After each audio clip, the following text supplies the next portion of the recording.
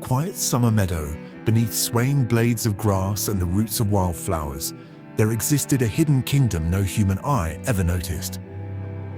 Tiny roads wound through the soil like secret highways, and along them marched thousands of ants in perfect rhythm. To the world above, they were only insects.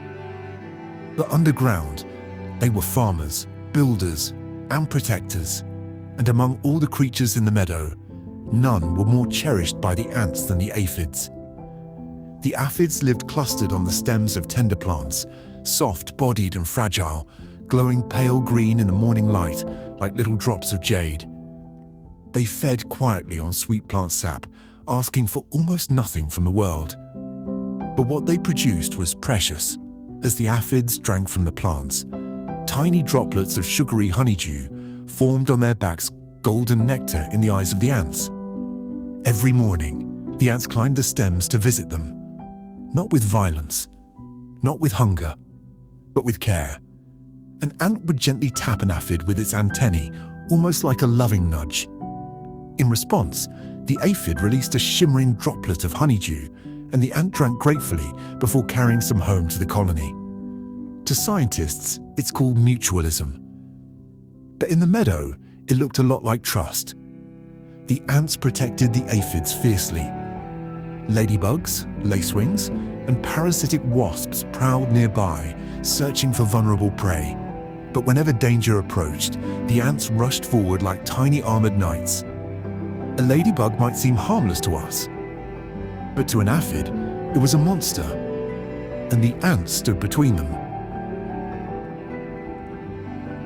They chased predators away, bit intruders, and defended the aphids with astonishing courage. Some ants even carried aphid eggs deep underground during winter storms, sheltering them safely until spring returned. And when the weather warmed again, the ants gently carried the newborn aphids back to fresh plants, giving them a new beginning. Season after season, the relationship endured. The aphids fed the ants. The ants protected the aphids. Neither ruled the other. Neither survived quite as well alone. Together, they created a tiny world built not on conquest, but cooperation. In many ways, their partnership mirrors something ancient in nature itself, the quiet understanding that life survives best when living things help one another.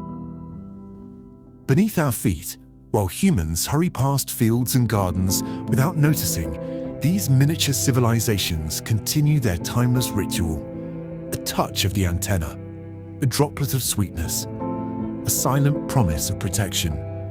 And somewhere in the grass, under the golden light of evening, the ants march home once more while the aphids wait safely among the leaves. Tiny creatures, tiny lives, yet together they tell one of nature's most beautiful love stories.